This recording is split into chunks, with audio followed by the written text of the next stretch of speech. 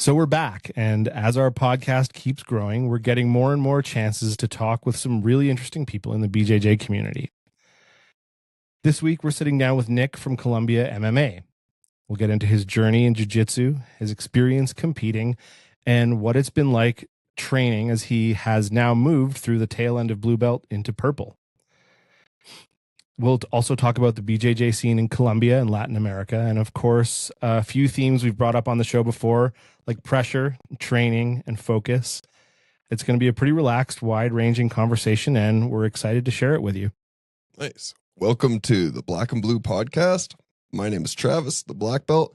We have the Canadian tree stump, Emmett, and our favorite... You got Nick visiting from Colombia. Thanks for having me, guys. We talked about doing this in May when I was here, so I'm glad to be back and appreciate the opportunity. This is a lot of fun. Yeah, it's awesome. It's good. Did you see the little tear when he was mentioning from blue to purple? Because it's the black and blue. It's not the black and purple. Yeah, so it can never progress. So, I've mentioned, I think on the show, and I've definitely mentioned in the club a few times, how having you here, whenever that was, May, that like opened my eyes to some things. Like I was like, oh, pressure. Yeah. You were like, why are you being nice? Yeah, I noticed that and that's not uncommon. I think we talked about that when you're training with a lot of smaller people or maybe people that are kind of new to it, a little bit shy about it. You tend to grow that tendency to go light on people. And then we lose those opportunities to really practice what we're good at, which is high pressure, high pressure work and using your strength against people. Yeah. And it's good not to smash your training partners all the time, but then you get into competitions or you get up against a guy that comes in hot and suddenly you haven't been practicing those skills and it can work against you. And I noticed that when you were working, it's like, man, you didn't have the pressure you should have, and you were leaving a lot of space. And I'm like, I knew you knew better. Yeah, you could tell. Yeah, or I had the potential to know better. Maybe I've been teaching him wrong on purpose. Doesn't pressure me. It's like, that's what a good coach does. He goes, teach the white belts wrong so they can never beat you. Yeah. That's our whole philosophy, right? It's that Kung Pao. It's the foot to face technique. How does your foot feel now? So maybe tell us a little bit like of an intro, how you came to jiu-jitsu and your, kind of fighting history and all that kind of stuff. And yeah, that'd be great. So good place to start. So I actually picked up, I started in boxing at the tail end of the pandemic in 2020. Oh, wow. Okay. Just to get in shape. It was part of my plan to not die in my 40s. I was in pretty bad shape. So I started with a boxing coach, and she eventually took me to her academy, which is MMA Colombia in Medellin. And I was training there a little bit. She moved. I switched to a new coach, and I ended up with a shoulder injury from boxing. Yeah. And then to rest, I just took a jiu-jitsu class. You did the gentle art. Yeah, that's right. Totally. And then I realized if you want to get good at grappling, you're gonna have to focus on it. So I started going more focused into jiu-jitsu. So that was February 2022. Yeah.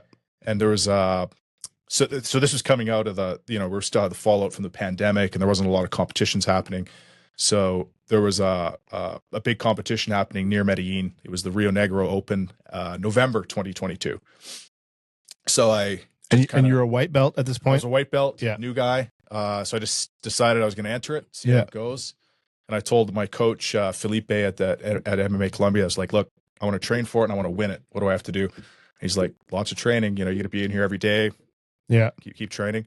And I did. I won my category. So then I was nice. That was it. Oh, yeah. Once you see you can do that. Totally. I mean, I was 40. I was just about to turn 42 when that happened. So I got into it pretty late. So to get that jolt, that you're chasing the dragon after that. It's one of those things after that first tournament, you're just like, ooh. Your first stripe on your belt, and that first tournament, the first medal you get, man, you're never going to match those highs. I'm saying but I've never done that. But your first belt. That's right. That's right. The belt is another one, and then that is something that I have been chasing forever. I just love them. Like that. That belt being slid around you after a win is something different. Yeah. After my next MMA fight, I was like, I'm 3, and then I'm done. And then I was like, but if they tempt me with a belt, That's how you could probably get me back in the cage. That's awesome. Any martial arts as like a kid or anything like that? No, I didn't. Oh, I really? got into it fully cold. My kid did it. Okay. He actually works here in Canmore, which is why I'm here. He was up to national level judo as a teenager. Oh, wow. And he was a provincial level boxer. He's gotten some. He was a ranked boxer as a kid too. So he's talented. He's a talented fighter, both grappling and busy working. He said he'll come join you guys in the winter. Okay. Yeah. Come on in. No, he's chomping at the bit. He's got to focus on work a bit, but you'll like it when he gets in here. He's good at both. Oh, that's and awesome. He'll bring that judo aspect to it, which is Nice. that's always You mean nice. takedowns? Gross. Big throws. Don't do that. You just fall on your butt and then go like this, right? So they stop it. Yeah. And so what's the scene like down in Colombia? Like, what's that gym like? So I actually haven't been training. The last year I've been training in Bogota at Satori Jiu-Jitsu. They're more focused on Jiu-Jitsu. That's with Rodolfo Pertuz. He's the owner and the coach there. Okay. So MMA Colombia is well-rounded. They've got Muay Thai, Jiu-Jitsu, boxing. Yeah. I think most of their instructors are active competitors. And Satori, since I had moved to Bogota, so I had to make a change. And Satori was a great find. The coaching there is outstanding. They've got really good black belts. Oh, wow. Like multiple black belts. Yeah. So that's been really good. And Rodolfo's coaching has taken me through to the Masters. I mean, I gotta hand it to him. I mean, to take a silver at my first Masters was sick. Yeah, that's awesome. Comes down to the week ago, right? Yeah, it was last week. Oh, nice, man. There you go. That's awesome. I saw it on Instagram. I was did you see that? Hell yeah! And then I saw you get the purple on the podium. Yeah. And in my mind, I usually I'm not a big fan of like podium promotions, but on that one, I was like, yeah, that dude has been working his ass off, because when you were here, you were a blue. Yeah. And then this past couple of roles that I've had with you, I was like, yeah, that guy deserved that purple one. Oh, thanks. I appreciate that. And that hasn't been that long of time. That's what I mean. You got to hand it to when you get into the right academy and get some get the right coaching. It can launch you up and it's got to be consistency. Oh, man. Consistency. I was taking some privates. I had a bit of time to do it, so it comes down to the effort you put into it too. But I mean, it's funny. Sometimes you don't know if you're like when I got my blue belt. I didn't really feel like a blue belt. It took me a while to convince myself that imposter syndrome kind of thing. Yeah, and also I kind of came to the conclusion that blue belt's really the beginner belt. So, everybody's a white belt. You get the blue belt, that's where you start. That's where you start learning, getting focused, you show some commitment. I was worried about the purple belt because, you don't want to be a bad purple belt, right? Imagine showing up here and instead of saying, yeah, this guy's a purple, you're like, what the hell? What are they doing? I'm fine with it. For the record, I'm totally fine with it. We've had purples come in and you're like, really? Yeah. Who gave you that too? And then I don't say that. I'm not. I'm not a big asshole. But in my head, I'm like, yeah. Like when our white belts are giving you issues, I'm like, yeah. And not even comp white belts. They're just they're just cool white belts. Yeah. And I'm like, ooh. And then they grab a straight leg lock and then they start tapping immediately. I'm like, that's. You got to work on that one. Yeah.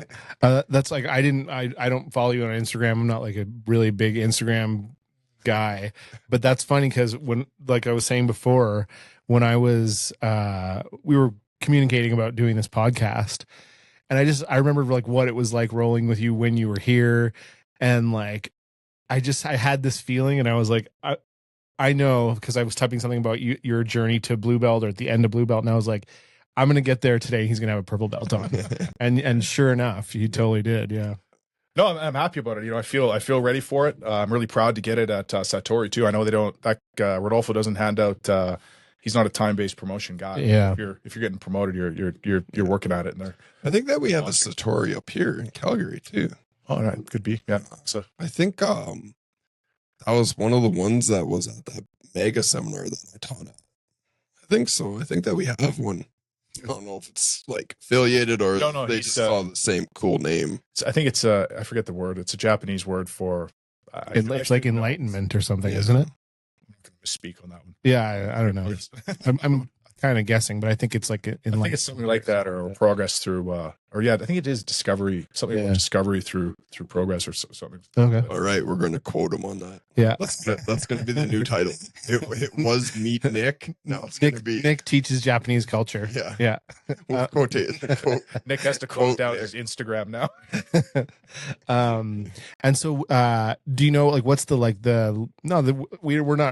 we don't talk about that a lot here, but what's the lineage of the club or whatever? That's a good question. So I have to be a bit general, and this is all secondhand information. Most of the clubs in Colombia came through. I mean, there's some guys that came down direct from Brazilian clubs, and some Brazilians teaching there.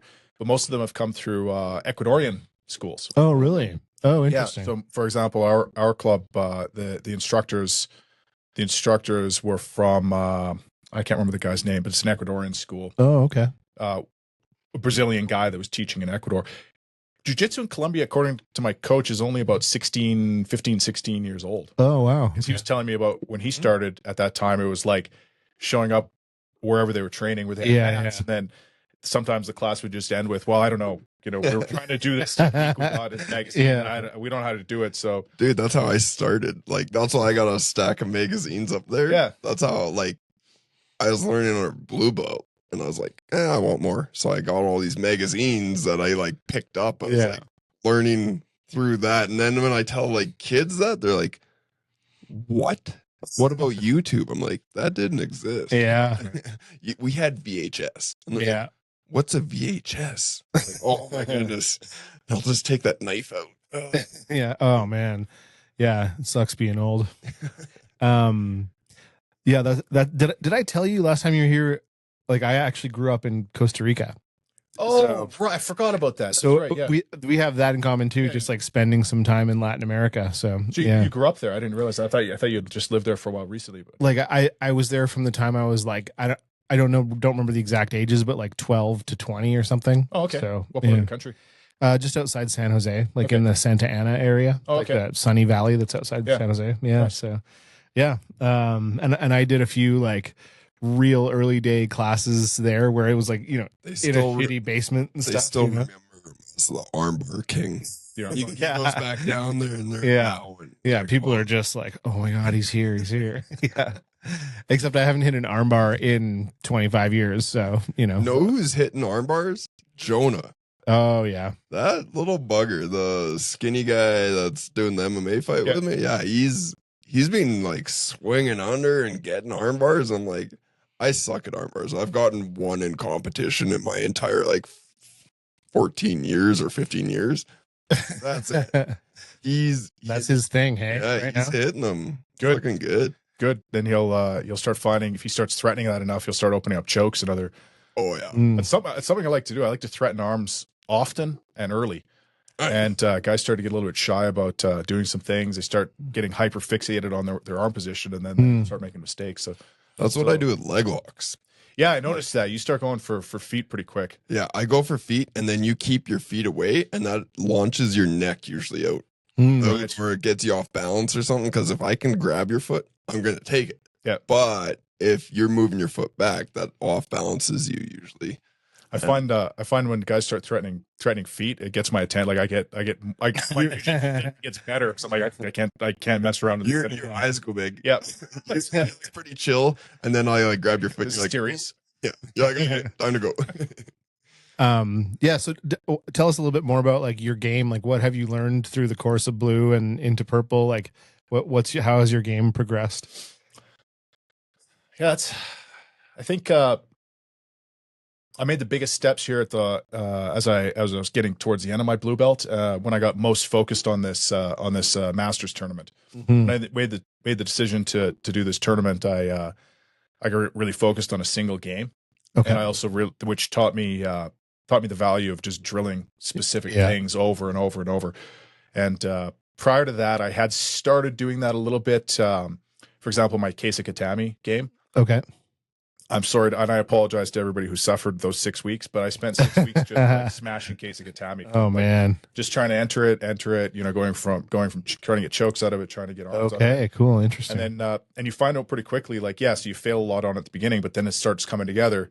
and then you're getting it every time. Oh So, yeah. I think Find out like 1,000 ways to fail. Yeah. But that's 1,000 ways forward. That's right. Exactly. And then, so that really taught me the value of focusing on specific things to improve your game. Yeah. And I think my next one, sort of the last few weeks, I noticed De La Riva guard is getting my attention. I never thought it would. I always thought that was a smaller, lankier guy's thing. No. Now I'm like, actually, you can get a lot of mileage out of this. So I think that'll be sort of my next focus. Nice. And again, it'll be, really hyper fixate on that for 6 weeks. And like the advice you were giving, come in with a plan.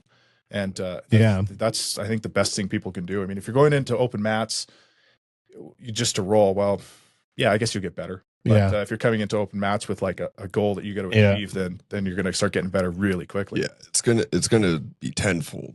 Yeah, absolutely. And you're like, it focuses your attention in a direction that you're curious. That's right. Right. Yeah. And I don't go, hey, you need to learn this. I go, hey, you look like you're really working like your half guard game kind of thing from top, and then you switch and you went to bottom. And like, it's like, oh, okay, let's build on this. You're already curious about it. That means that your mind is like, oh, it's already switched on to that. And it's like, let's play around. Come in with that in mind. Hit that coming up into like dogfight position or something. But yeah, I've been kind of hounding people for like the last year when they're like, oh, what can I work on? What are you working on? Yeah. If they don't even know what they're working on, then they need to start with that. But you kind of alluded to it before too, that you start working on these things and then you start to make like accidental discoveries from there. Like I remember the first time, like I was just working on half guard, and then all of a sudden I'm on someone's back and I'm like, oh. And now like you start to like, it's almost like you start to just wear away those pathways to the ultimate, position. So the more you just work on one thing, you start to figure out all the branches from there too, which is amazing. Once you key into that whole thing about the sequences, then you'll start focusing on that. I mean, I think that there's probably a lot of dogma or rhetoric about this, but so as a white belt, you're not seeing those sequences. But then you start getting better, and you start seeing like, oh, I go from here to here. Oh, I go from here to here to here. And then you start getting these branches. Once you start seeing that, man, it just takes off. Yeah. And then you start getting, like you pointed out, you start getting curious about your jiu-jitsu because you're like, well, I kind of came up against a wall. I don't know what to do from here. So I better learn that. Yeah. I better learn. Because if a guy takes it back, but he doesn't know what to do about it. Yeah. Then you better get curious about it. The thing I was thinking about the other day actually was even in taking notes. So when you first start taking notes, you're writing down all the details of like each little piece, and you're like, okay, but then you can start to compartmentalize it into like, just do this position to this position, right? Because you know a few more of the like pieces of minutia, so it just becomes less arduous to write. You're not writing a novel, you're writing like little pieces that remind you of how to get there. But and then like at my level, you get to like the point where you know that, but then you get told, you see, you watch this little finite thing, and then you start to, like for myself, I start to expand that. And that goes from, oh, I thought I knew that one area. Right. And now it's like this one little detail blows it up, and you're like, shit, now I got to go back and like, what's a recent example of that? Not to put you on the spot there, but is something you can remember recently that is a one was just a discovery. Like I don't think I've ever seen it, but it was just a discovery at the last sub ace. I'd been playing around with like this half guard thing where I reach over and I grab the far foot, and I've taught it here like briefly, and then I was like, maybe we need to understand leg locks and rolling through a little bit better. But I caught it at this tournament. I pulled his entire body over, and he weighed probably 50, 60 pounds heavier than me, but just grabbing that far heel and pulling him over the top. Kind of, like if you're in bottom half and you're in bottom half. Okay. Bottom half. And then you grab his far leg that you're not wrapped around through like almost octopus guard. Okay. Pull it across. Yeah. You can turn their entire body, and then you end up in either knee bar or 411. It's And in that, I was like, I think I've been thinking about half guard all wrong for what I like to do. I like to get interesting. leg entanglement, where most of my half guard game is how do I build up to dogfight. Yeah. And then how from dogfight, like you have like your back game or you roll through and you just take top. And that's been mine. But then when I found this little thing, I was like, uh-oh. And then I just dove down this hole and I've been trying it on everyone I can just to see what works, what breaks, where it breaks down. And yeah, so in my brain, it went from, oh, this is like your one way kind of out to this is your one way to victory in most circumstances. If I can get that heel, I'm pulling you over and I'm getting my leg lock. Right. So interesting. Yeah. And like even every seminar, you might go to a seminar where it's like the most basic thing. Like triangle chokes. Sure. And then you pick up a little detail. Pick up a little thing. You go to another, not even a seminar, you just go to another club. Yeah. And everyone shows something a little bit different. Yeah. But well, maybe Gracie Baja like is like, this is exactly what you do. Right. I don't know. It's like we mention Avon every podcast and we bash Gracie Baja every podcast now. I mean, it's fair. But like everyone teaches something a little bit different. And like I've picked up little things from everywhere I go. That's why I love being a student. And in this art where you can do it. Most you're just like, oh, you kind of wander in. Yeah. And if you have that ego about you, you're not gonna pick it up. Yeah. I have a curiosity about everything I do, about what I want. Yeah. And jiu-jitsu's no different. I think like what I always say about ego, at least for my own journey, is like having started late. Like I didn't start till I was 45.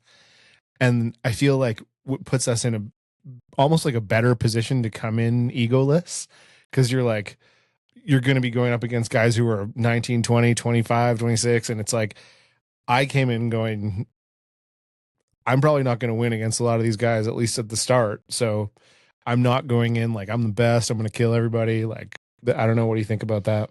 I think you're right. I mean, and I think also, unfortunately, that's why a lot of guys our age don't continue with it. They come in for a class or two and then give it up. I think they can't get over that. That. They can't accept that it's going to be, 6 or 8 months of misery. There's no way around it. Yeah. And they are, like you say, talking to that one guy this afternoon. Yeah, that's right. Yeah, the guy from where's he? Missouri. Yeah, the Missouri guy. Yeah, because it got me because he's new, and I was thinking this is something that occurs to me when I see pilots. He was willing to go through the ringer again and again, so he's going to be okay. Like that, there's a guy that's probably going to make it through blue up, into 100%. into the beat up by you and Nino. Yeah, like. Yeah. And he kept asking questions about it. Yeah, he wanted to figure out the position and how to escape and stuff. It was awesome. But there's no way around it. Like there's no easy way through that. And I think what was I going to say about that? I was thinking about would I do it again? Like maybe I just hit this at the right point where I was willing to go through that. Like in a different stage of my life, I might not have been willing to go through that misery. I might have just been like, I'm not doing this. But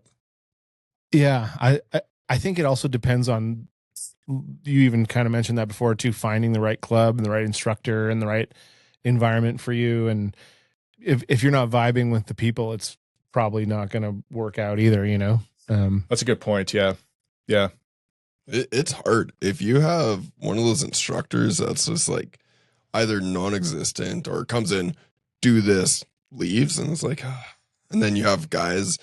I've heard of so many clubs where people have started at and they don't even know who like the head instructor is. Yeah. Or it's so cliquey that nobody says hi.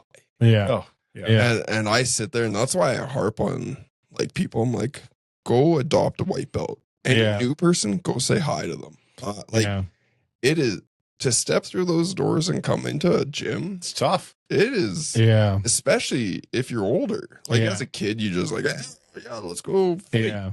As an older person, you're just like, totally. This is weird. I have to do weird stuff again. Like, what is this? And like, if nobody's saying hi to you, I would say that's probably not the club for you. Like, That's a clicky. They just want money. I think it's in that one of those Danaher audiobooks, those Danaher diaries where he says, oh no, you know what it is? It's in what's that Art of Jiu-Jitsu one? Remember that I sent you? Oh, The Chris Matakas one? yeah. Whatever it's called. Well, it'll come to me in a minute. Yeah.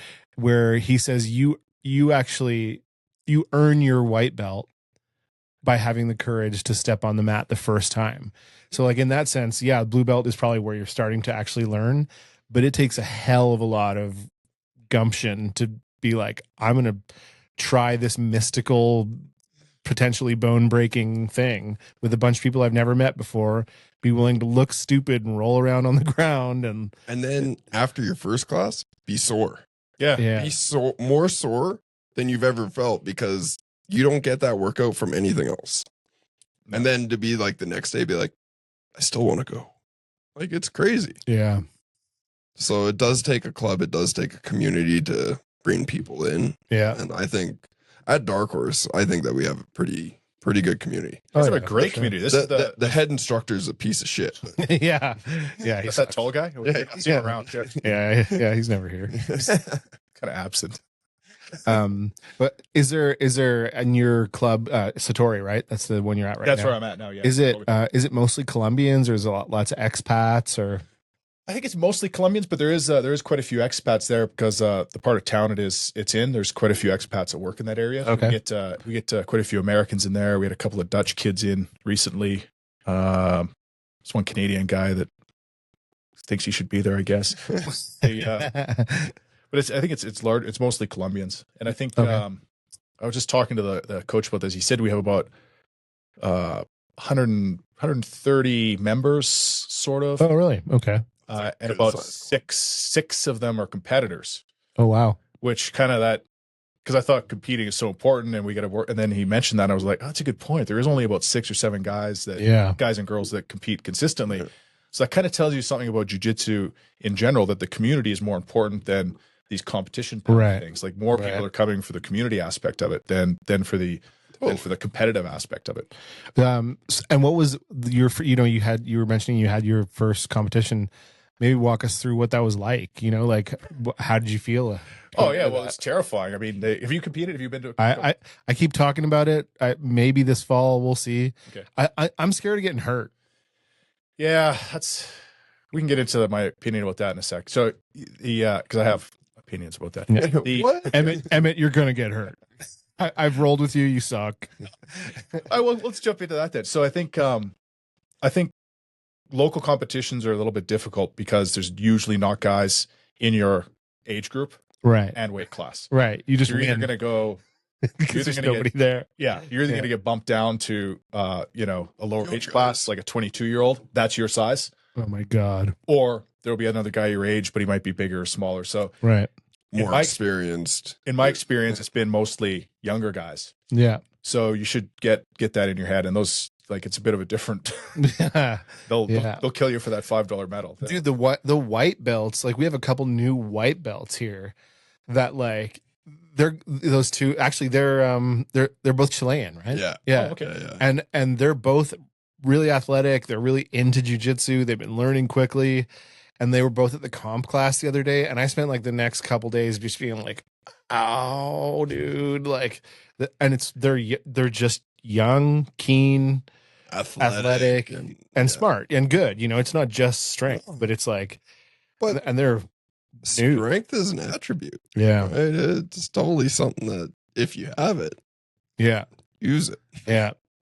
And so, what was that first competition like? Okay, Like, walk us through that. it was terrifying. I mean, you go in, you don't know what. I hadn't competed in anything before, so you kind of you're still a white belt, so you don't really know if you've been training enough or Well, if you what's have that? skills. IBJJF? No, this was just a local, tournament. Like sub only or still like No, IBJJF? it's IBJJF rules. Okay. Gi, yeah. Yeah. Not bad. I don't mind gi, but IBJJF. Similar, but it was a little bit watered down. It wasn't really quite as strict. And it's a local Colombian one. Local. Okay. It was the Rio Negro Open. Oh right, yeah. You mentioned that, yeah. So it was up there, and it was yeah, for me, it was a terrifying experience because I hadn't, and you go in thinking you're going to lose for sure because obviously everybody else is better than you. Yeah. And I won that first match, and it was funny. In the very first match, I realized that the guy was more scared than I was. It just occurred to me. I could hear his breathing. I could see him shaking, and I'm like, was he a big guy? Yeah, he was about my size. Oh, really? And I just realized he had the same mentality as I did. I'm like, so all I have to do is roll. I just have to do what I do. Yeah. I think I got a submission on him. I'm pretty sure I got a submission on him on my first match. And then I was like, all right, well, let's go. And I think I had 5. You were doing the BJ Penn blood licking thing after that? Oh yeah, no, I wanted it. Man, I was in the warm-up area resting after that, and my friend Julian brought me a Gatorade. That was the best Gatorade ever. That was the most refreshing drink I'd ever had. That's awesome. And it's amazing, I was surprised too how clearly you can hear your corner guy yelling at you. Like you get cued into that, and you can start following those instructions. You can hear him in the crowd.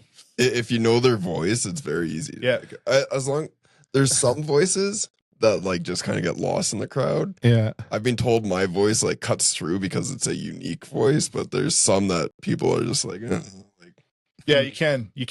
I suppose miss it. I've generally had good luck, and I guess I've been able to hear my corner guys pretty well. But that surprised me in that tournament too. I mean, winning surprised me in that tournament. And then I didn't start feeling more calm. It took a good 10 tournaments before. Oh, you've done that many tournaments. Oh, wow. I was trying to figure it out today. I think I've done.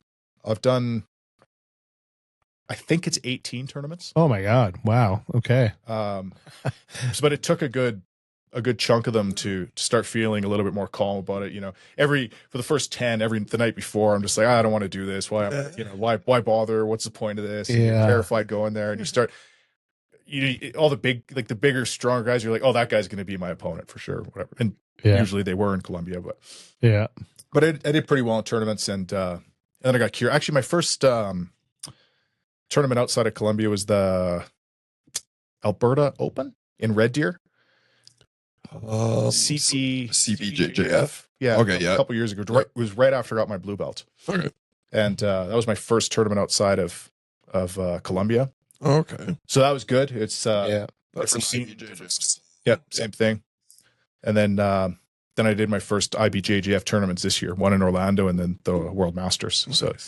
That again, you show up in those IBJJF tournaments, they've got like the Masters had 58 mats. They had 58 tatamis. You're just like, okay, now we're in the big show here. Wow, that's nuts. Yeah, but they're great. They're so well organized. I know you don't like the rule set, but they as far as tournaments go, they're so well organized that all you have to do is your matches. Yeah, you don't have to worry about anything else. You just have to do your matches. Right. It's really nice that way. And they run on time once they start your category. Right. You just stay in the bullpen, couple minutes off. Back. So you don't have this nonsense about 2 or 3 hours between matches. Yeah. Oh man, and that's the worst part of competing. So that's probably what gave me the bad taste in my mouth is like there's local IBJJF style tournaments. And this one, there was 3.5 hours in between my first match in a division and my second match in that same division. And I was like, I'm never doing this again.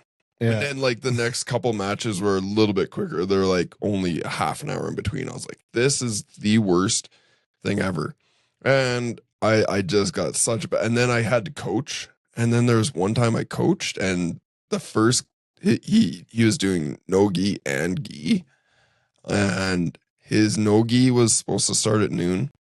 It started at 7 at night. Oh my God, fuck that. And then his gi, I might be switching them back and forth, but his second division was supposed to start at 7, but because that one started at 7, his next one started at 9, or it was supposed to start at 9, and then he kept getting it pushed back, and I was like, we're just leaving. Because this is like 3 hours away. We still have to come home. Yeah. I was like, do you really want to do it? He's like, no, but I want my money back. I was like, okay, we'll go. Who was this?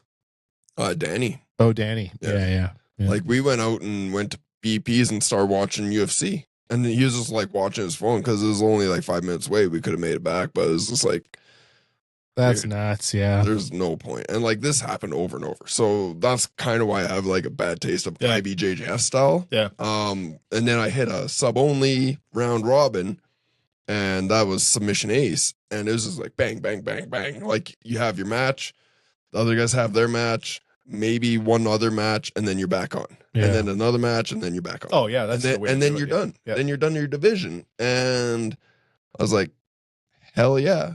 Yeah, I think This is the way. Yeah, I think at the Masters, I think my first match was at 9:30 in the morning, and by 11:30 I was on the podium. So Yeah. that was in a bracket with 27 guys. So if it wasn't Wow. for the shitty gi mandatory thing, I'd probably do it. Yeah. But ADCC, that was I'm getting interested in 80. that is a well-oiled machine. I think that's the next step. Do it. Do it. They've got Guayaquil in Ecuador had one recently, and they're promoting it more. There's going to be one in Venezuela and Caracas in July coming up. So Cool. it's growing in South America, and I think that might be the next Nice. I'll travel. the next thing.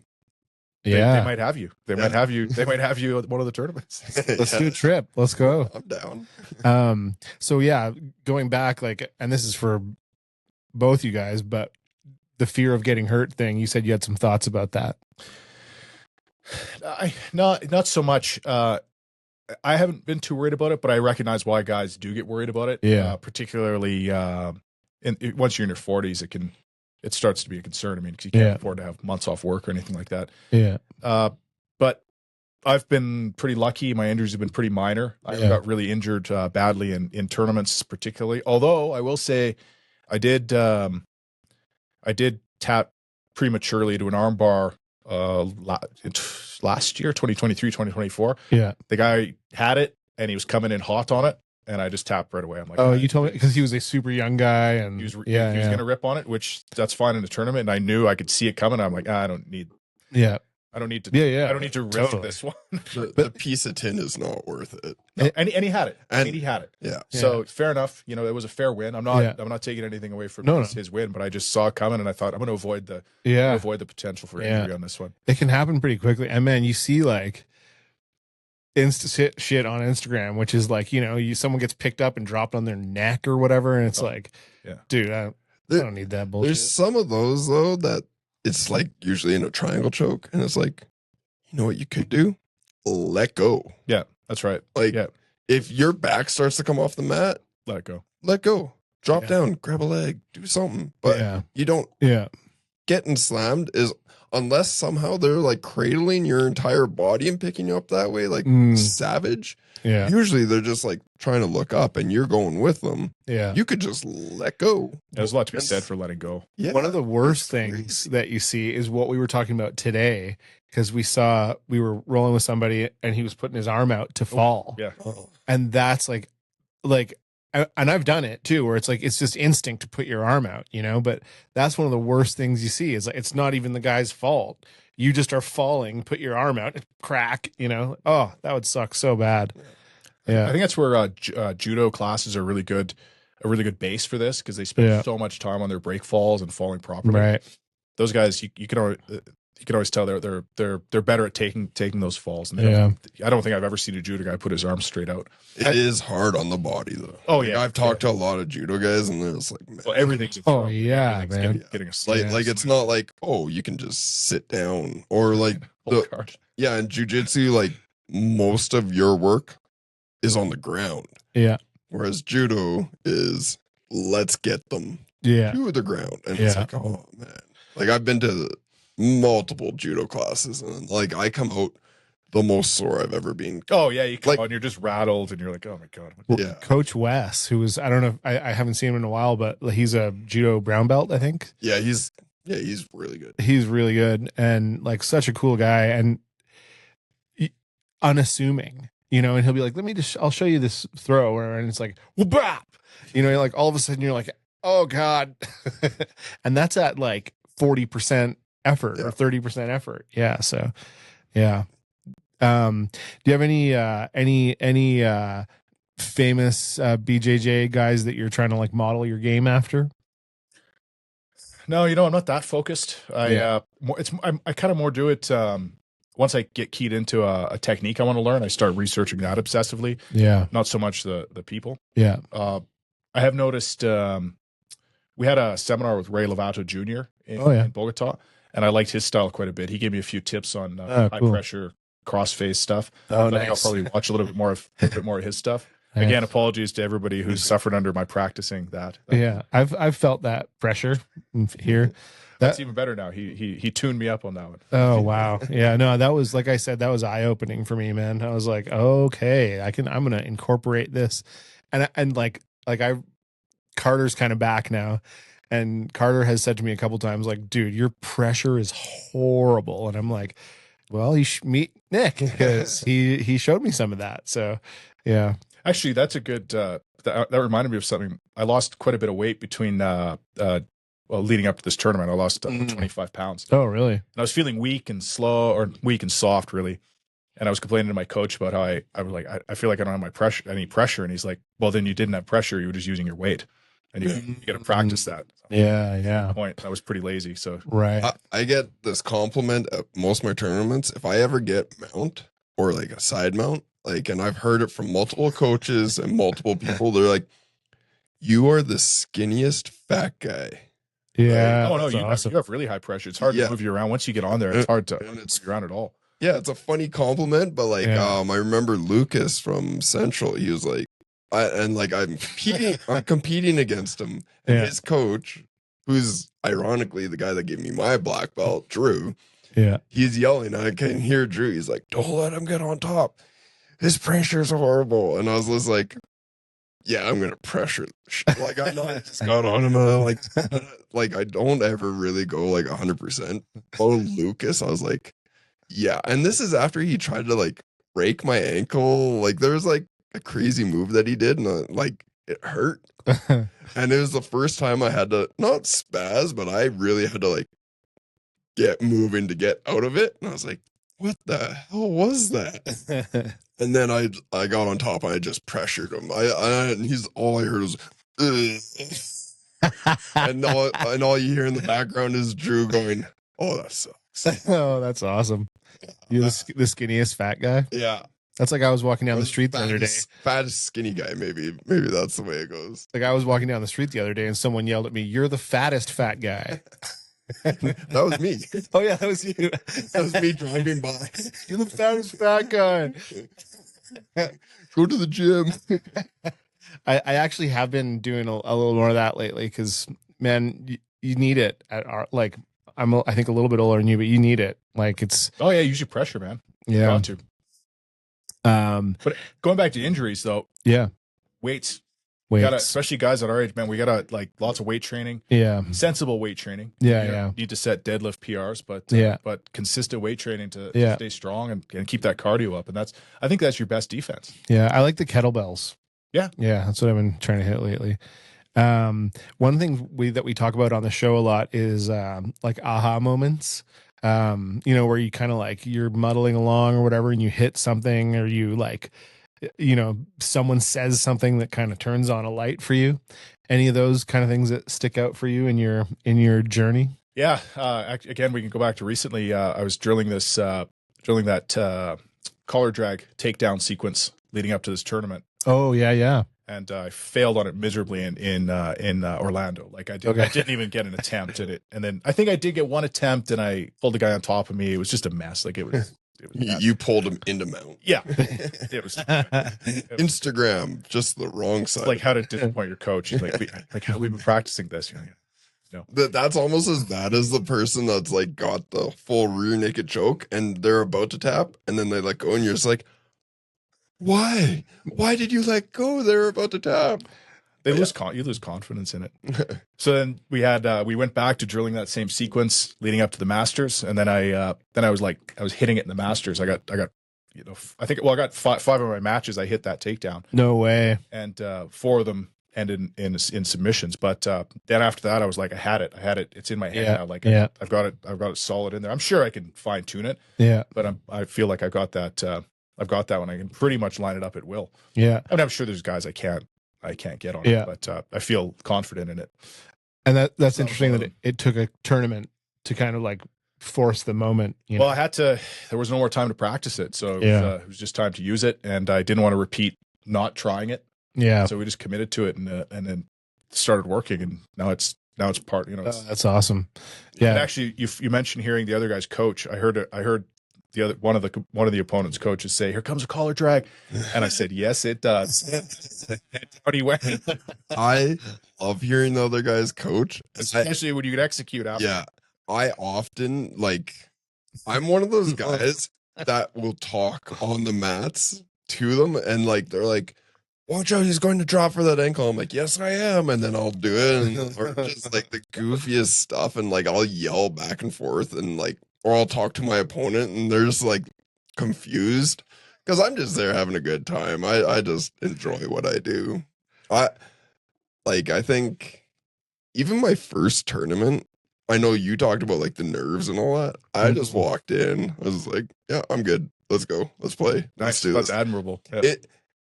It's just a weird thing. I don't think I have that switch in my head. And even my first MMA fight, everyone's like, "Are you good? You nerves? Whatever." I'm like, "Yeah, it's just eating a cheeseburger." I was in my hotel room watching Planet Earth. Yeah. I was just like, "Yeah, I just kind of want to do that. That's all I want." And then you hear all this rage music down the hallway, and then I'm just like, "Oh, what does the whale do now? Oh, that's awesome." Then they show a stingray, and then you're like, "Damn it, Steve Irwin, why?" Just all this other stuff. But it's off in space. Yeah, and then even the commentary on my first one, they're like, "Wow, he's just singing along to his song. That must be a mental thing because this is his first fight." I was just like, "I just like the song." The song does give me goosebumps though. So what's the song? Johnny Cash, "God's Gonna Cut You Down." Oh, nice. That's a good one. As soon as you hear that chains and that beat, you're just like, "Oh yeah." Yeah, that's a good one. If it comes on, I have to shut it off, or else I will it switches something in my brain. I'm just like, "Oh, it's go time? Okay, it's go time. Let's go." That's awesome. Yeah, no, I think, that's something we've talked a lot about is having those sort of, we had an entire episode about plateaus and what gets you out of them. And just, you can hear something, you can come across something in a video even, that just all of a sudden you're like, "Oh yeah, that's the missing piece to the one thing I'm working on." Yeah. They're good little moments. I love it. Oh yeah, when you get those breakthroughs, it's amazing. And the best thing now is there's so much information available. If you're stuck on something, there's it's not just your magazines and a VHS tape where you have to figure it out. There's lots of information out there. We have over 550 videos on our YouTube. Just saying, go look. And a free leg lock instructional. Yeah. There's a good plug. Speaking of plugs, all right, yeah. What do you guys feel about the beer? It's a non-alcoholic pale ale, SYC. Yeah. That's what I'm seeing. Apparently, so these guys are out of Edmonton, and I think it used to be. I asked the guy at the store that apparently it used to be called Share Your Craft. I think I might be getting that wrong, but they're out of Edmonton, and I think this is one of the better ones we've tried. I actually really enjoyed this. So yeah, no, this is a really nice one. I liked it a lot. It's they've come so far with these non-alcoholic beers. Yeah, not the old days of that Lone Star. Oh There's man, only one. Yeah, that's right. Yeah, there was some brutal ones at the even 5 years ago. There were some ones where you're like, "This tastes like pee." Like, oh no, it's disgusting. Yeah. So Phantom Buzz Series. Yeah, that was a good one. Yeah, from SYC. I like it. Yeah. I would definitely have this on the show again. Yeah. When they give us a free one. Yeah. That's how it happens. That's how sponsorships work with beer companies. They just hand out the free beer. I think that's how it works. Yeah, it's non-alcoholic. Let's go. You'll be noticed by tens of followers. Dozens. Yeah. At least a solid dozen. Yeah. What's it like down in Colombia? Do you I know we're kind of older guys now, but your kid is grown. Do you go out and party and hit the town, have fun down there? I'm the most boring person there is. Especially this last year, I've been. Once I got my head around the Masters, that was it. That was just training. Yeah. Just focused on training. Yeah. Is it cool living down there though? What's it like? It's been great. So I've been in Colombia since 20. I moved down there full time in 2018. I was working there in 2016, 2017, and no, it's been great. I like it a lot. Lots of good friends down there. It's, it's always living in Bogota. There's a major airport there. You can be on the beach in an hour and a half. Nice. Take a flight out, and It's really good. Yeah. I like living down there a lot. Are you surfing? Colombia's not great for surfing. Oh, I okay. don't have too many surfing spots. When I was in Costa Rica, I was surfing more. Oh, nice. Yeah. On the Pacific coast. And how's your Spanish coming along? Fluent. Yeah. Oh, fluent. Yeah. Oh, I've been yeah. down there long enough. I mean, I was living in Costa Rica before that. So Oh, okay. Yeah. I haven't lived in Canada in 18 years. Oh, you've been down there a long time. Yeah, that's plenty of time to get fluent. Yeah. So it's been good. No, I like living in Colombia a lot. That's awesome. Well, we'll have Such a to. diverse country too. Like there's everything. There's everything you can imagine. I mean, Man, yeah, I really want to make it down there. We'll have to find an excuse to go for a tournament or something. yeah, come on down. Just let me know your timeline and Yeah, I'll go teach a seminar. Leg locks. There you go. leg locks are us. I mean, I'm down. Well, I don't have too many other questions for Nick today. I mean, Travis or I feel good about it. Honestly, my trachea is jacked. I took an elbow. That's why the voice sounds even worse than normal. even more sultry than usual. Yeah, right. I should start like reading my audiobooks out so that I get this voice down. Pick the characters you want that voice to have. Right? Yeah, all those. Yeah, read them all out right now. But no, when I heard that you're coming back, I was like, that's awesome. I was excited. I was really excited to have you back on the mats and just see how that training. Because when you came up here, you were talking about, I'm really invested in this training. You actually convinced, like, I don't wear the gi that often, but you said that you were training in the gi for the gi tournament. So I was like, cool, I'll throw in my gi. Sure, let's do this. And I don't know, I was really excited to see how far you progressed. Oh, thanks. And you definitely appreciate that. It was awesome. It was awesome. Like the last rolls, I think I told you. I think I was like, yeah. From that time to this time, it hasn't been years, but in that amount of time, the growth through dedication is definitely noticeable. And it's thanks. awesome. I appreciate that. So that one kind of that feedback probably goes to coach, probably in like your training room. But I think the biggest thing is definitely dedication to improving. You can see it. You can 100% see it. That feedback's that's it's so valuable to get that feedback, and I really appreciate it. And I really, this is my must be nice. Must be nice. Yeah. I'm not nice to my own guys. Get out of here. You got to go to somewhere else where they feel the appreciation you deserve. That's my third time at Dark Horse, and I really appreciate the opportunity to train here. It's a good group, great gym, good instruction. It's like really welcoming, and I enjoy coming here, and I appreciate it because when you're traveling around, like we were talking about, it can be difficult to find places to train sometimes. Yeah, but this is an easy place to show up. Yeah, and then you jump right in it. It's good guys, and it's really an opportunity, and I appreciate the opportunity to train here. 100%. Well, I've been like I said, kind of like spreading the legend of Nick being like, he taught me pressure. So, we're stoked to have you back. And anytime you come back, it'd be good to have you and even have you back on the show again. Yeah, let's do another podcast next time for sure. Yeah, definitely. Then line it up. Come on down. We'd find a place to train in Colombia for sure. That would be so fun, man. I'd be down. You're gonna love it. I mean, it's probably hot down there. I don't like heat. Bogota's not bad. Bogota's like high altitude. High altitude. Yeah. Oh yeah. That's you're gonna notice that it's higher than, like, what are we here? 1,200, 4,200 feet, 4,800 feet, 4,200 feet. Is that in meters? I don't know. I think you're in the zone there of 1,200. It's under 2,000, right? Yeah. Bogota's at 2,600 meters. You notice it. You notice it. Is that so? Where would like Machu Picchu kind of be? I think Machu Picchu's about the same. Oh yeah, 6, just over 2. Oh, so you legit have to like acclimatize to that, dude. It took me 3 months when I got to Bogota. Really? Before I felt okay in the gym. Oh man, I was just decked. Like, you can perform, but it takes, before you get back to your level, like your normal level. Dude, it takes a while. But training at altitude, even here, it's a superpower. Oh yeah, you go down anywhere, and you're just like, man, I can roll forever. And like you're rolling against like high level guys, and you're like, yeah, I'm not gassed or anything. Like it's a superpower training at elevation and then going down. The problem is when you take like a couple weeks vacation. Yeah. Like we went to Hawaii for like 2 weeks and then we came back here and I was like huffing. I was like, what? What happened? I don't like this. Like in Hawaii, I was like superhuman. Like you could go forever. Yeah. You come back here and you're just like, why why is it like 3 rounds killing me right now? Yeah, and I went to that West Coast BJJ when I was in Victoria, and I was like, I am not tired. Yeah, but that's crazy. Yeah. Well, it's measurable because I was doing a lot of zone 2 cardio leading up just for training purposes. And I noticed when I went down to lower elevations, it was actually annoyingly difficult to get my heart rate up. Oh, yeah. I had to do like way more work to get it up there. And I'm like, I don't want to do this. Yeah, that's awesome. It's easier to train at elevation. Yeah. How's the food in Colombia? Good. Yeah, it's good. Actually, it's usually quite fresh. Like it's a lot of fresh food. Kind of similar. I don't know what years you were in Costa Rica, but I noticed when I was there that as the country was doing better economically, kind of more processed foods came in.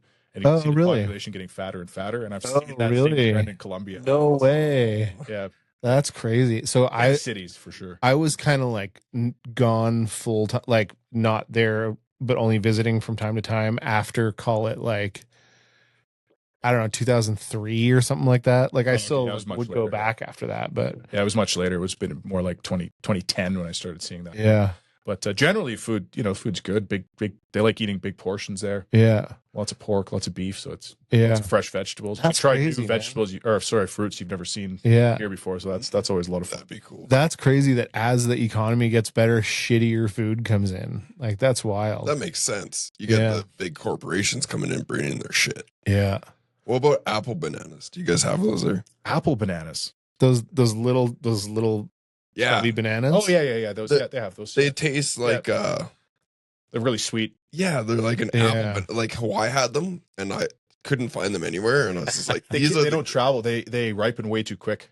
That's why you can't really find them anywhere far from the summers. But they have. Yeah, they're so good. Like we went and I was like walking around and I saw one. I was like, oh, I really want one. And then one of the employees, like we were at the Polynesian Center, he was just like, grabbed it, and I was like, he's like, does he wipe one? I was like, no. I was like, I'll take a second one. Yeah. I'll take. It was like a giant, like, it was a pine cone the size of like my torso of bananas. Like, I've never seen them before. I don't know. I've never seen like that. I was those like, are good. Those are really good. They're so okay. Well, since you have apple bananas, I'll come down. Yeah, there you go. It's crazy. Like we're now just not talking about jiu-jitsu, but like so the place like where I grew up in Costa Rica, we had like probably 20 mango trees like on our property, and there'd just be like mangoes rotting on the ground, like and here they're like $9 or something. That is not as common anymore. People started cutting their mango trees down in that valley, in that Central Valley region. Oh, really? Because of all the rotting mangoes brought flies in, and disease and just having bugs around. So they started cutting these trees down. So they went from this unending supply of mangoes to like nothing. Like, that sucks.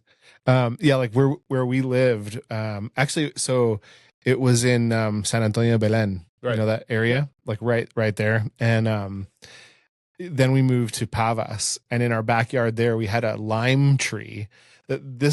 One day I was looking out the window. This is before smartphones, so people used to look out the window just to see what was going on.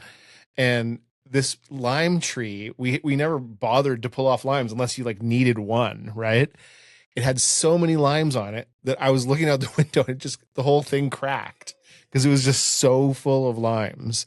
Anyways, that's a totally non-jiu-jitsu. That's a lime tree story. Yeah, I bet you could use that as like a Zen kind of story, or like maybe you have too many limes on your tree. Too many limes on that brand. Think about that. Tell a white belt that very seriously one day. Never expand on it. But they're like, so tell me, how do I get an arm bar? Let me tell you something about lime trees. They're like, and then he said, if there's too many limes on the tree, the branch will break. That's right. You got it. You gotta say it in like that nice, like, that's right. You got to say it like Steven Seagal. Yeah, totally, yeah. That's right. And then just walk off. Like you just got to end right there. Never ever expand on it. Never break it. Yeah. That guy's so mysterious. He has so much knowledge. Cool. Yeah. Well, thanks, man. It's been a pleasure having you here. And thanks, guys. Cheers. Yeah. Cheers, Trav. Yeah. And yeah, that's episode 20. Congratulations. A milestone. 20 episodes. That's crazy. Yeah, and we're back, and you guys can expect some more episodes coming up in the next few weeks. We got some exciting ones coming up. Yeah, we got a good guest coming on hopefully here right away. So yeah, stay tuned. Yeah, catch you on the flip side. Oh, you stole my line.